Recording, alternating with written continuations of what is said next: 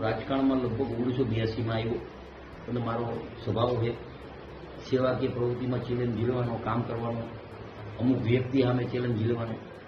છેલ્લા 3-4 દિવસ જે મોરબીની પોઝિશન છે એમાં વરસાદને નુકસાની હતી, એમાં હું સોમનગર ગાંધીનગર હતો. ત્યારે અહીંયા જે જરૂરી હતી મોરબીની પ્રજા પાસે હું પહેલાં ક્ષમા માગું છું કે જે ખાડા છે, પાણી છે, ગટર ઉભા એના કામ તાત્કાલિક ચાલુ કરી દીધું. પણ અહીંયા જોતો હતો હું ગાંધીનગરમાં અહીંયા વિડીયોમાં કે જે આમ આદમી પાર્ટીના કાર્યકર્તા ગમે ત્યાં મોરબીની પ્રજાને ઉશ્કેરવા, અહીંયાની ગુજરાતમાં ઉશ્કેરવાનો ધંધો કરે. એક વિસાવદરની સીટ આવી, એમાં તો ગોપાલભાઈ અહીંયા આવશે ને ગોપાલભાઈ આમ છે ને ગોપાલભાઈ વારી થશે. એટલે એનો વિડીયો જોયા પછી મને એમ થયું કે છેલ્લા 2 વર્ષથી હું જોઉં ભાઈ શ્રી ગોપાલભાઈ, પહેલાં તમે બોલ્યા હીરાબાનું બોલ્યા, એ તો કોઈ રાજકારણમાં નથી, સ્ટેટમાં નથી. નરેન્દ્ર મોદીનું બોલો, અમિતભાઈનું બોલો, તમામ નેતાનું બોલો, અને તમે એમ કહો કે કાંતિભાઈએ સ્ટેટમેન્ટ આપ્યું એટલે પેટમાં તેલ રેડાય છે. પેટમાં તેલ નથી રેડાતું. મેં સાચી વાત કરી છે. તમે આવો, આમાં પ્રોસિજર હોય. તમે એકવાર ચૂંટાણા, હું 7 વાર લઈ રહ્યો. આપણે બંને આવતા સોમવારે માનનીય અધ્યક્ષશ્રીની હજી 2 આપણે રાજીનામું દીધી. રાજીનામું દીધા પછી ચૂંટણી આવશે. અહીંયા વિસાવદરની ચૂંટણીમાં અમારા કાર્યકર્તા લડશે, તમારા કાર્યકર્તા લડશે. અહીંયા આપણે બેને લડવાનું. એટલે તમને ખબર પડી જાય ક્યાંય ગોપાલભાઈના નામે ધમકી ન દઈએ ને ઉછેરવાના ધંધા બંધ કરે. અને હું તો જીવાનનો પાકો હું. 98માં પણ આ મોરબીના યાર્ડ માટે હું બોલ્યો હતો કે જમીન જાય તો મારા બાપમાં ફેર હોય, એ જમીન નથી જવા દીધી. મારા ઉપર 120 પી હતો. મને મોરબીના કાર્યકર્તા ઉપર વિશ્વાસ છે કે મારી ચેલેન્જ ઝીલે છે. શું કામ કે એકવાર હરાવ્યા પછી 5 વર્ષ મેં કામ કરી, સેવાકીય કામ, ગામના કામ. એટલે મને વિશ્વાસ છે તમે અહીંયા આવો, તમારા આમ આદમીના તમામ ભારતના નેતા આવે અને અહીંયા મોરબીના મારા ભારતીય જનતા પાર્ટીના કાર્યકર્તાઓ, મતદારોનો વેપારી, અને આપણે બેને ચૂંટણી લડવાની છે. અને જો એમાં તમે પાછા પડ્યા તો તમારા બાપમાં ફેર છે ને મારા બાપમાં ફેર છે. આવતા સોમવારે તમે આવો શંકરભાઈની આપણે બને રાજીનામું દઈ, અને રાજીનામા દઈએ પછી ચૂંટણી આવે એટલે આપણે બેને લડવાનું. અને હું હારું તો તમને 2 કરોડ દેવાના, એમાં કંઈ ખોટી વાત નથી. મારી પેટમાં ગયા. પણ આ બધું બંધ કરો. તમે એક સીટ આવી વિસાવદરની, એમાં તો આખા ગુજરાતના કાર્યકર્તા ઉપાડો લીધો હોય. ઉછાળવાના ધંધા, ઉશ્કેરવાના ધંધા, જેમ તેમ બોલવાના ધંધા. ગોપાલભાઈ આવે છે તો આમ કઈ ગોપાલભાઈ કઈ એવું કઈ હવે છે આવી જાય અહીંયા, ક્યાં હું ના પાડું. અને આવી ગયો સોમવાર રાજીનામું દેવો, અને મારી તૈયારી છે.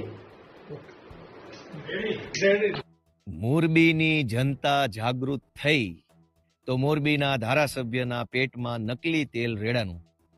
અત્યાર સુધી જનતા અન્યાય, અત્યાચાર, શોષણ અને તાનાશાહી સહન કરી લેતી હતી તો કોઈને તકલીફ ન હતી.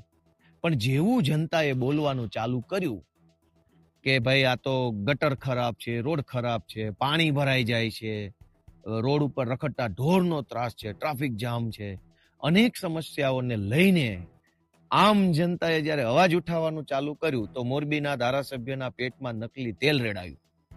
30 વર્ષ સુધી આ જ જનતાએ જ્યારે તમને મત આપ્યા અને સળંગ 30 વર્ષ સુધી ધારાસભ્ય બનાવ્યા તો તમને મજા આવી, તો તમને ગલગલિયા થયા, ખુશ થયા, આનંદ આવ્યો. પણ હવે એ જ જનતા જેણે તમને 30 વર્ષ સુધી ધારાસભ્ય બનાવ્યા છે, એ જ જનતા જો સોસાયટીમાં પાણી ભરાઈ જવાના મુદ્દે, પીવાનું પાણી ન આવવાના મુદ્દે, રોડ ઉપર ખાડા છે, ખરાબ રોડ છે, એના મુદ્દે તમને સવાલ કરે તો તમને હવે ગમતું નથી.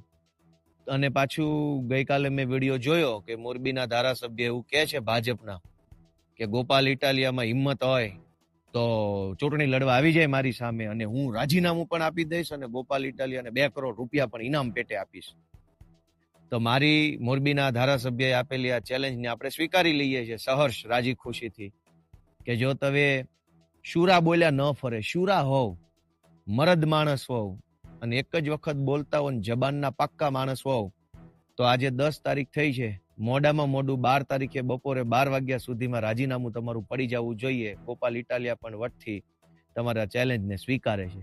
પણ મારી એક શરત છે કે મોરબીના ધારાસભ્ય પાટીલને પૂછવા જતા નહીં.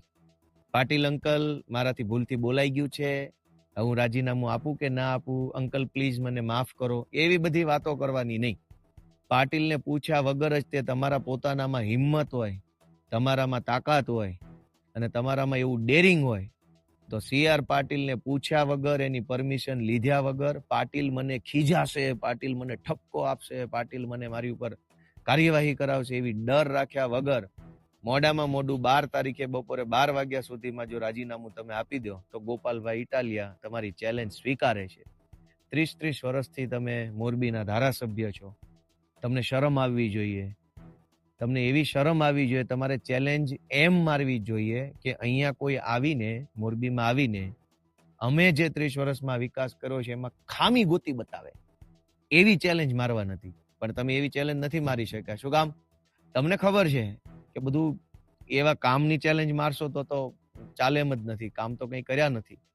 લાતી બજાર છે, પંચાસરા રોડ છે, ઉમિયા સોસાયટી છે, SP સરદાર પટેલ સોસાયટી, અનેક વિસ્તારો છે જે મોરબીના પોશ એરિયા કહેવાય, એમાં પાણી ભરાઈ જાય છે ચોમાસામાં. થોડોક 1 ઇંચ વરસાદ આવે ત્યાં તો રેલમછેલ થઈ જાય છે. તો 30 વર્ષથી ધારાસભ્ય હોવા છતાંય તમારે હવે મને ચેલેન્જો મારવી પડે છે, એ જ તમારી નિષ્ફળતાનો સૌથી મોટો પુરાવો છે. અને તમારી ચેલેન્જ અમે સ્વીકારી છે.